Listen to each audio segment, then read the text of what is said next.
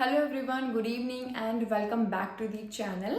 सो आज हम करने वाले हैं एक्सरसाइज 3.1 का सेकेंड पार्ट, जिसमें हमें किसी भी लीनियर इक्वेशन का बिना ग्राफ के ग्राफिकल रिप्रेजेंटेशन बताना है। यानी कि हमें उनके रेशियोज को कंपेयर करके बताना है कि उसका उस लीनियर इक्वेशन का ग्राफिकल रिप्रेजेंटेशन क्या होगा, यानी कि उसके कितने सोल्यूशन हैं, क्या क्या सोल्यूशंस होंगे। ठीक है, तो देखो हमें सबसे पहले एक लीनियर पॉलिनोमियल दिया होगा।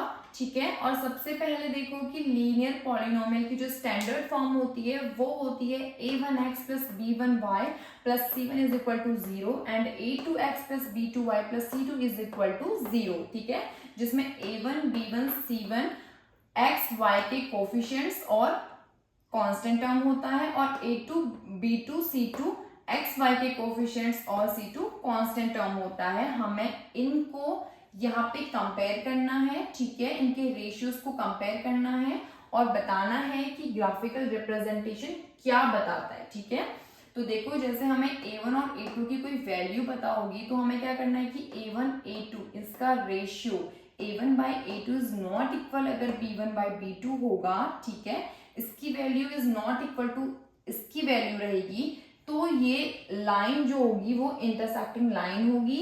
यानी कि इंटरसेक्टिंग मतलब वो एक दूसरे को कट करेगी। ठीक है, एक पॉइंट पे कट करेगी। ठीक है, और एक पॉइंट पे कट करेगी मतलब किसके, सिर्फ वन सॉल्यूशन होगा इसका। ठीक है, नेक्स्ट है अगर a1 by a2 is equal to b1 by b2 is equal to c1 by c2 है, तो वो कोइंसिडेंट लाइन होगी। यानी कि वो एक दूसरे को कोइंसाइड करेगी, मींस एक लाइन के ऊपर दूसरी लाइन होगी। ठीक है, और एक लाइन में बहुत सारे क्या होते हैं, सॉल्यूशंस होते हैं, बहुत सारे पॉइंट्स होते हैं, तो इसके जो है सॉल्यूशन मैनी सॉल्यूशंस हो जाएंगे।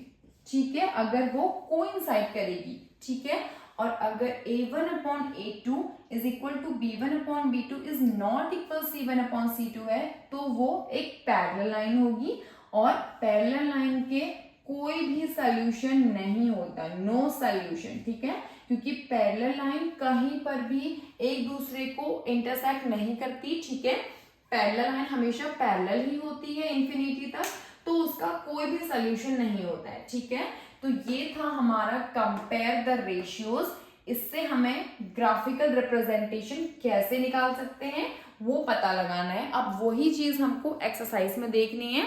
ठीक है, तो देखो सेकंड पार्ट है जो उसका फर्स्ट क्वेश्चन क्या है, देखो 5x minus 4y plus 8 is equal to 0 and 7x plus 6y minus 9 is equal to 0। अब देखिए यहाँ पे जो इक्वेशन आ रही है वो इससे कंपेयर करनी है आपको। ठीक है, यानी कि 5x minus 4y 5x minus 4y plus 8, यानी कि 5 हमारा a1 होगा इसमें, और b1 जो होगा -4 होगा, और c1 हमारा 8 हो जाएगा यहाँ से।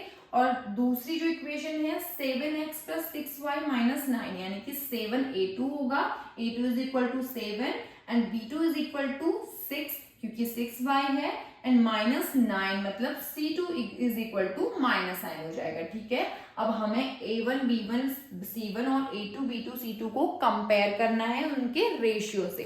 ठीक है, तो हमें कंपेयर करते हैं। देखो तो ये हमारा फर्स्ट क्वेश्चन है सेकंड पार्ट का। ठीक है, ये हमारी इक्वेशन नंबर 1 है, ये इक्वेशन नंबर 2 है। ठीक है, अब हमें इस इक्वेशन को इसकी ये जो पेयर ऑफ लीनियर इक्वेशन है इसकी स्टैंडर्ड फॉर्म से कंपेयर करना है। ठीक है, तो देखो a1x यानी कि a1 इज इक्वल टू यहाँ से 5 हो जाएगा।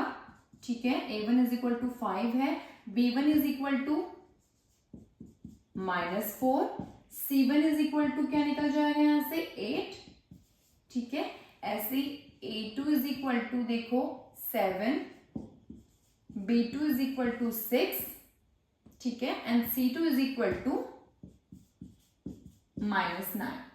तो ये हमारी वैल्यूज आ गई हैं a1 b1 c1 और a2 b2 c2 की। ठीक है, अब हम इन्हें फ्रैक्शन वाली फॉर्म में लिख लेंगे, यानी कि हमें इन्हें a1 upon a2 b1 upon b2 और c1 अपॉन c2 वाली फॉर्म में लिख लेंगे, क्योंकि हमें उनसे इन्हें कंपेयर करना है। ठीक है, तो देखो a1 upon a2 is equal to क्या हो जाएगा 5/7, ठीक है, and B1/B2 is equal to -4/6 and C1/C2 is equal to है 8/-9। तो देखो कंपेयर करो इन्हें, A1/A2 की वैल्यू क्या है 5/7 इज इक्वल टू -4/6। क्या ये दो वैल्यूज इक्वल आ रही है? नहीं, तो ये एक दूसरे के नॉट इक्वल हो जाएंगे। तो ये हो जाएगा A1/A2 is not equal to B1/B2। इसका मतलब ये इंटरसेक्टिंग लाइन है, इंटरसेक्टिंग लाइंस। इसका मतलब the lines are intersect at a point. Next question हमारा ये है, अब इसमें हम कंपेयर करते हैं, ठीक है। सबसे पहले देखो A1/A2 इज इक्वल टू हमारा 9/18 होगा, ठीक है, and B1/B2 is equal to 3/6 and C1/C2 is equal to 12/24। तो देखो कि कैंसिल आउट हो रहा है, 9 1 जा 9, 9 2 जा 18, 2 टाइम्स कैंसिल, ये भी 2 टाइम्स कैंसिल होगा और ये भी 2 टाइम्स कैंसिल हो जाएगा, यानी कि हो जाएगा A1/A2 is equal to B1/B2 is equal to C1/C2, ठीक है, 1/2 1/2 एंड 1/2। तो ये क्या हो जाएगा, A1/A2 is equal to B1/B2 is equal to C1/C2। अगर हमें ये कंडीशन मिलती है तो पेयर ऑफ लीनियर इक्वेशन की जो लाइन होगी वो कोइंसिडेंट लाइन होती है, ठीक है, वो होती है कोइंसिडेंट लाइंस। यानी कि कोइंसिडेंट मतलब एक लाइन के ऊपर दूसरी लाइन, और अगर कोइंसिडेंट लाइन होती है तो उसके बहुत सारे सॉल्यूशंस होते हैं, ठीक है, क्योंकि एक लाइन में बहुत सारे पॉइंट्स होते हैं तो उसके सो मेनी सॉल्यूशंस होते हैं, यानी कि मैनी सॉल्यूशंस होते हैं, ठीक है। तो ये क्वेश्चन में कोइंसिडेंट लाइंस हो जाएगी। नेक्स्ट क्वेश्चन देखते हैं। सो थर्ड क्वेश्चन हमारा ये है, तो चलो हम इसे कंपेयर करते हैं, ठीक है।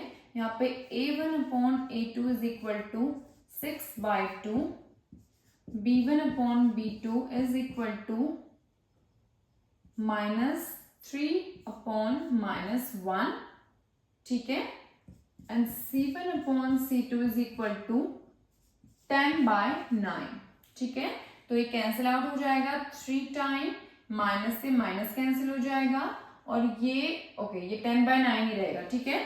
यानी कि यहां से हमें क्या पता चला, A1/A2 is equal to B1/B2 is not equal to C1/C2, क्योंकि इनका रेशियो सेम आ रहा है। देखो 3/1 and 3/1 is not equal to 10/9, ठीक है। तो ये वाली कंडीशंस जब होती है, यानी कि A1/A2 is equal to B1/B2 is not equal to C1/C2, तो ये एक पैरेलल लाइन होती है, यानी कि the lines are parallel. Third question देखिए, थर्ड क्वेश्चन में हमें pair of linear equations consistent और इनकंसिस्टेंट बताना है, ठीक है।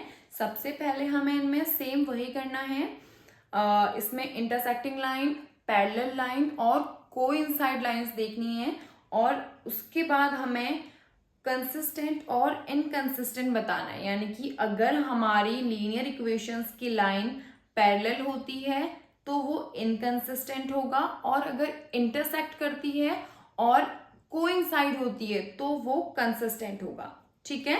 तो बस इतना ही डिफरेंस है। कंसिस्टेंट में हमें इंटरसेक्टिंग लाइन और कोइंसाइड लाइन देखनी है, और इनकंसिस्टेंट तब होगा जब लाइन पैरेलल होगी, ठीक है। तो फर्स्ट क्वेश्चन इसका देखिए, फर्स्ट क्वेश्चन है 3x + 2y is equal to 5। Second equation है 2x - 3y is equal to 7, ठीक है। तो हम इससे यहाँ पे सबसे पहले इनके रेशियो निकालेंगे। A1/A2 is equal to 3/2 and B1/B2 is equal to 2/-3, ठीक है, and C1/C2 is equal to है 5/7। सो यहाँ से a1 upon a2 is not equal to b1 upon b2 हो जाएगा, क्योंकि इसका रेशियो b1 अपॉन b2 के इक्वल नहीं है, ठीक है। सो लाइन्स आर इंटरसेक्टिंग, ठीक है। देयरफॉर इक्वेशंस आर कंसिस्टेंट, ठीक है।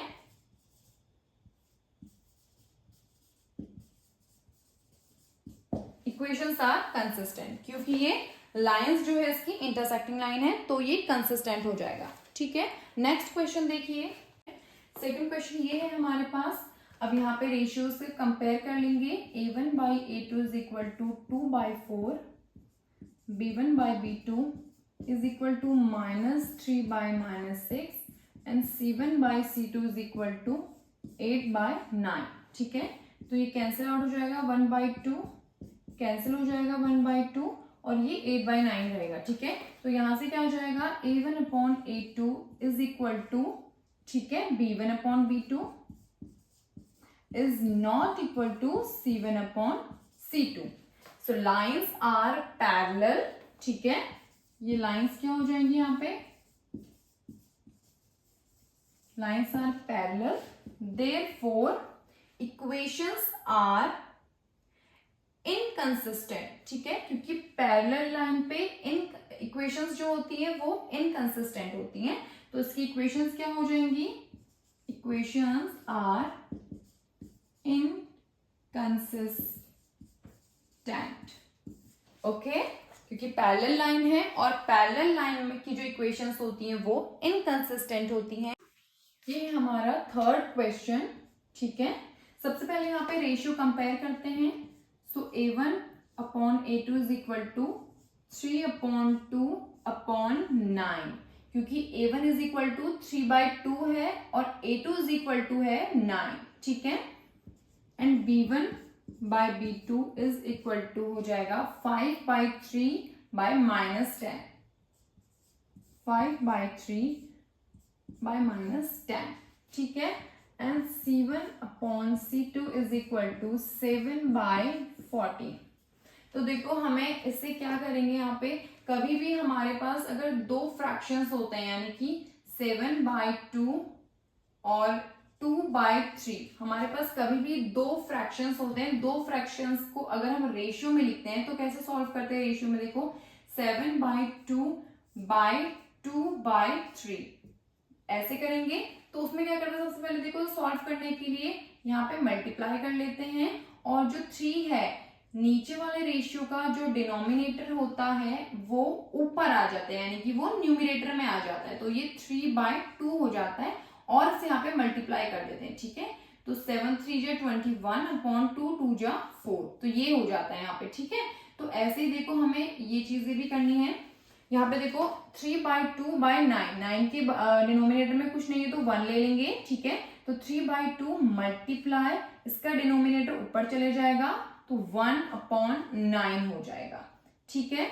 तो ये यहाँ से सॉल्व होके आ जाएगा 3/9 2 जा 18।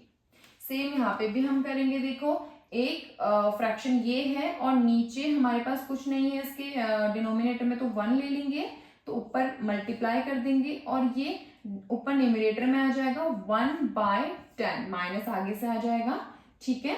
तो ये हो जाएगा सॉल्व करके -5/3 10 जा 30, ठीक है। तो अब हम इसे सॉल्व कर लेंगे, 3 6 जा 18, तो ये 1/6 हो जाएगा और 5 6 जा 30, लेकिन ये माइनस का आ रहा है यहाँ पे, ठीक है। तो -1/30 हो जाएगा ये, ठीक है। ये प्लस का है, ये माइनस का है, तो ये एक दूसरे के इक्वल नहीं होंगे, ठीक है। ये भी कैंसिल आउट हो जाएगा 2 टाइम्स, तो ये हो जाएगा यहाँ पे a1 upon a2 is not equal to b1 upon b2, ठीक है, क्योंकि ये पॉजिटिव है और ये नेगेटिव साइन है, ठीक है। तो ये नॉट इक्वल हो जाएगा, यानी कि नॉट इक्वल मीन्स इंटरसेक्ट करेगी लाइंस, ठीक है। लाइंस आर इंटरसेक्ट, ठीक है, lines are intersecting, therefore equations are consistent, ठीक है, इक्वेशंस आर कंसिस्टेंट, ठीक है। सो नेक्स्ट क्वेश्चन हमारे पास ये है, ठीक है। सबसे पहले हम इन्हें कंपेयर कर लेंगे। a1 upon a2 is equal to 5 upon -10, b1 upon b2 is equal to -3/6 and c1 upon c2 is equal to 11 upon -22, ठीक है। तो ये कैंसिल आउट हो जाएगा 2 टाइम्स, ये भी कैंसिल आउट हो जाएगा 2 टाइम्स और ये भी कैंसिल आउट हो जाएगा 2 टाइम्स, ठीक है। तो यहां से क्या निकल जाएगा, a1 upon a2 is equal to b1 upon b2 is equal to c1 upon c2। तो यहां से लाइंस क्या हो जाएंगी, लाइंस आर कोइंसाइड, ठीक है। तो लाइंस कोइंसाइड हो जाएंगी क्योंकि ये दोनों इक्वल हैं, यानी कि a1 upon a2 is equal to b1 by b2 is equal to c1 by c2, ठीक है। देयरफॉर इक्वेशंस आर कंसिस्टेंट, ठीक है। नेक्स्ट क्वेश्चन हमारा ये है, सबसे पहले हम इन्हें कंपेयर कर लेंगे। a1 by a2 is equal to 4/3/2, b1 by b2 is equal to 2/3 and c1 by c2 is equal to 8/12। तो यहाँ पे हम क्या कर लेंगे, इसके डिनोमिनेटर में 1 कर लेंगे, ठीक है। मल्टीप्लाई कर लेंगे, इसे न्यूमिनेटर में ले आएंगे, 1/2 नीचे चला जाएगा, ठीक है। 2 2s are 4, a1 by a2 is equal to आ जाएगा 2/3 and b1 by b2 is equal to 2/3 है and c1 by c2 is equal to 4 2 जा 8 4 3 जा 12, यानी कि 2/3। तो तीनों इक्वल हो जाएंगे। a1 by a2 is equal to b1 by b2 is equal to c1 by c2। So lines are coincide, ठीक है। Therefore equations are consistent, okay।